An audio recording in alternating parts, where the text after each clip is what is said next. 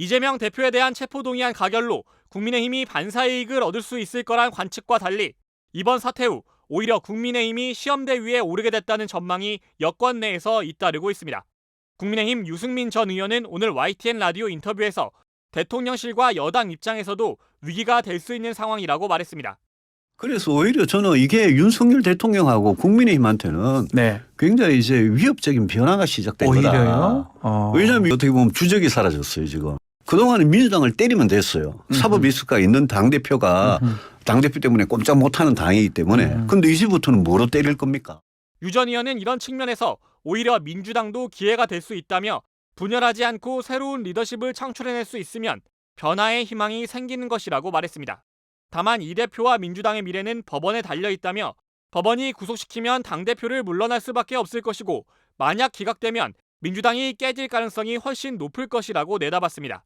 국민의힘 김웅 의원도 이 대표의 진정성 없는 단식과 부결 요청 메시지가 역풍을 일으켰을 것이라고 주장하면서 이제 민주당은 이재명 이후 지도체제를 건설해야 할 것이고 이재명 없는 민주당과 맞붙을 국민의힘은 어려워질 것이라고 적었습니다. 이준석 대표 시절 당 대변인을 지낸 신인규 정당 바로세우기 대표도 비슷한 주장을 폈는데 신 대표는 이재명 대표의 영장이 기각되더라도 국민의힘은 어려워질 거라고 강조했습니다.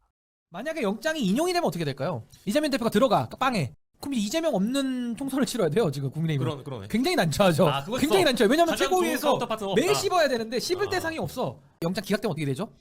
역풍이죠 역풍. 그러니까 이재명 대표한테는 상당한 날개를 달아주게 되는 거거든요. 네.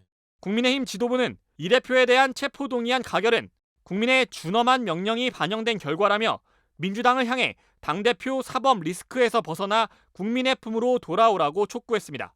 이번 체포동의안 가결이 국민의힘에 오히려 악재가 될 수 있다는 분석을 어떻게 보냐는 질문엔 이같이 답했습니다. 대통령께서도 표계산하지 않고 내년도 예산에